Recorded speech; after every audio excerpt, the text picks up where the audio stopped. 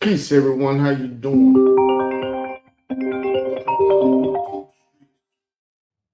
Welcome to the YouTube streets. And the title of today's show is YouTube Street King alleged that dirty sector is full of cops. So it's allegations that yes, I'm online, bro. I'll holler back when I'm through. Oh, mic was still open. It's whatever. Family call. Family over y'all. So let's get down to the nitty gritty. So the first thing we're going to deal with is the description and what it states. YouTube Street King has alleged that the dirty sector is heavily influenced by individuals connected to law enforcement and references the COPS program, community-oriented policing services, as part of his broader concerns about community surveillance and policing strategies. These claims remain allegations and should be evaluated critically. The COPS program is a U.S. Department of Justice initiative designed to support community policing efforts between law enforcement agencies and local communities. Whether any specific group, organization, or online community has connections to such programs would require independent evidence and verification. The larger discussion raises questions about transparency, community influence, public trust, and the role of law enforcement in neighborhood-based initiatives. Viewers are encouraged to review available evidence, consider multiple perspectives, and draw their own conclusions. So as you can see, I'm laying it out. That's the description. Everything is alleged. Everything is alleged. And we're going to deal with that. But I have to go to the potty. So I'm going to go potty first, and I'll be back. Rise of the South.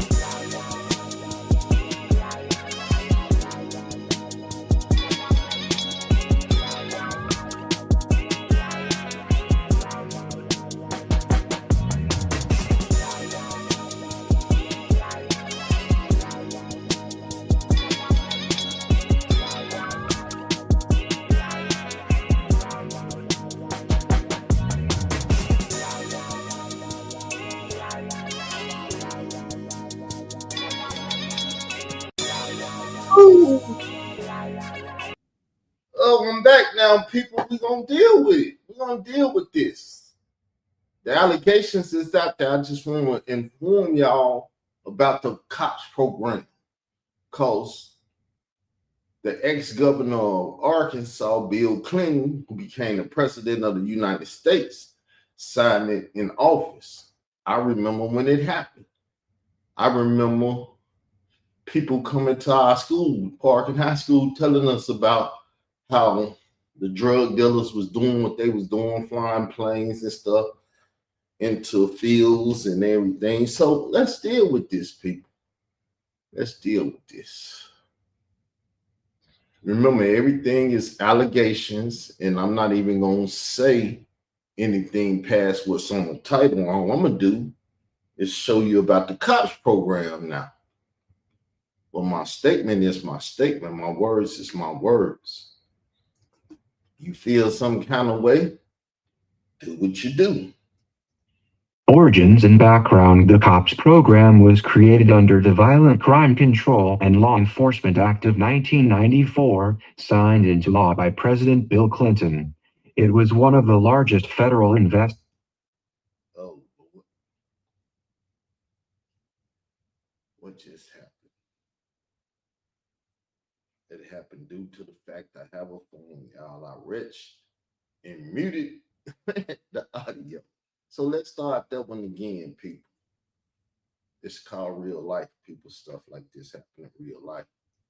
The program was born out of growing concerns about rising violent crime rates throughout the late 1980s and early 1990s, and a broader national push to reform how police departments engaged with their communities. It was different. It was different. It was something new at the time, people, and we didn't know what it was going to become. But I have seen the evolve, the evolution, I would say, of the cops program, the community ordinance police service. They have become an online program, from what I'm alleging. Everybody in the beefs, in the dirty sector, I'm not going to say the beefs, in the dirty sector is cops. I've been saying it for some years now, alleging everything. Everything I ever said was alleged. The program was born out of growing concerns about rising violent crime rates throughout the late 1980s and early 1990s, and a broader national push to reform how police departments engaged with their communities. How the police department engage with you all. Y'all not going outside no more. Y'all online. You don't think they have an online program to deal with people that don't go outside and commit what they consider violent crimes, because ain't no white collar crimes for black people, correct? So we see this, we know this, we understand this, right? At least I see it, I know it, I understand it. Therefore, I'm gonna deal with it because it needs to be dealt with. No one in the dirty sector is saying the other dirty sector members are cops and things of that nature, but they swatting your houses, they doing all kind of stuff to you that the cops do, right? They do all these things that the cops do, but we acting like we ignorant. That's why the YouTube street conscious community has been created to deal with this. The growing surveillance on black individuals or the black community, which I'm in the Israelite community, but the Israelite community is in the black community too. The program was born out of growing concerns about rising violent crime rates throughout the late 1980s and early 1990s, and a broader national push to reform how police departments engaged with their communities. So we just played it. I don't mind playing it again. Sometimes you need people to say it 2 times. Core mission. The goal of cops was straightforward: put more officers on the street and change how policing was done. Rather than reactive, call and respond policing, the program promoted a philosophy of officers actively building relationships within the neighborhoods they served. So you can see how your YouTube content creator is basically playing the part of the officer. They're building relationships in the YouTube streets in the community with those who are in the community watching. They're becoming influencing communities and controlling the communities through that influence and everything else, right? So, a little bit more information.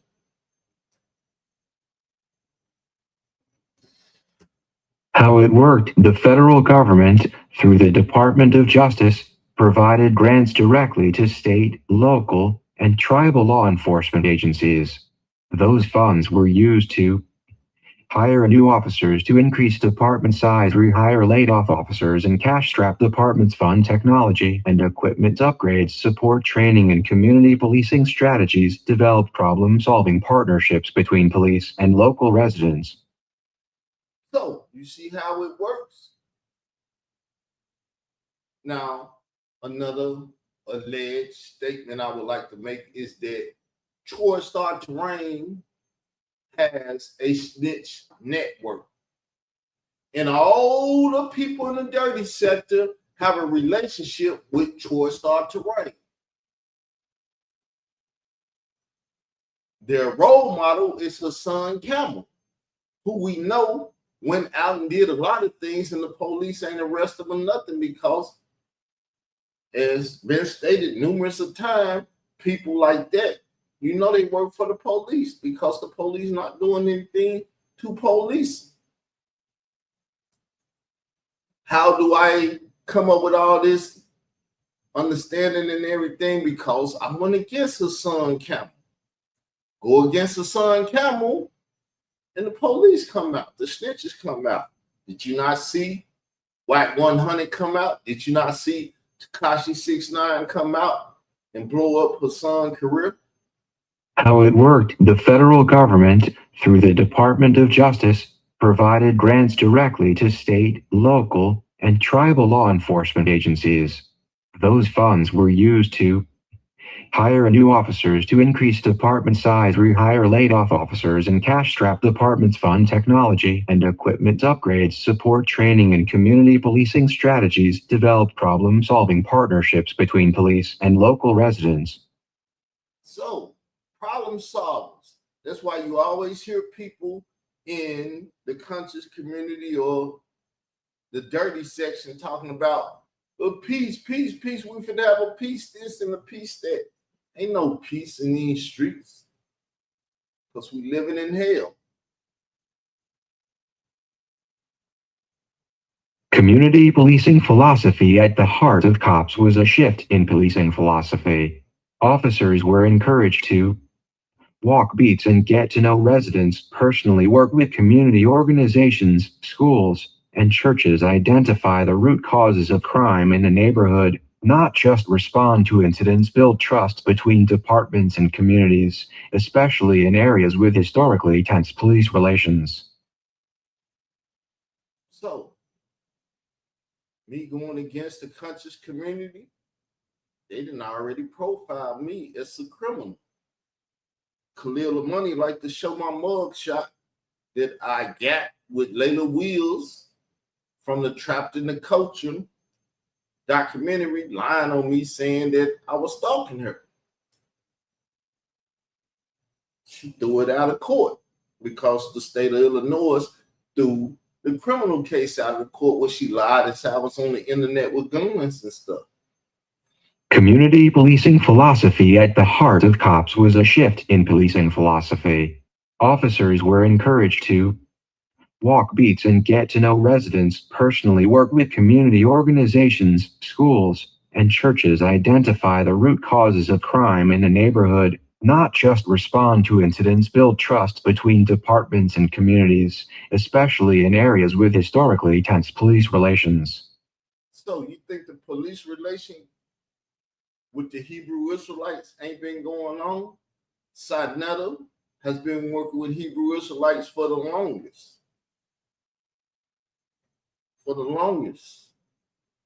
Legacy. The COPS office still exists today as a permanent office within the U.S. Department of Justice. It continues to award grants, publish research, and promote community policing standards across the country, making it one of the longer-lasting policy outcomes of the Clinton era. So one of the longest, from Arkansas,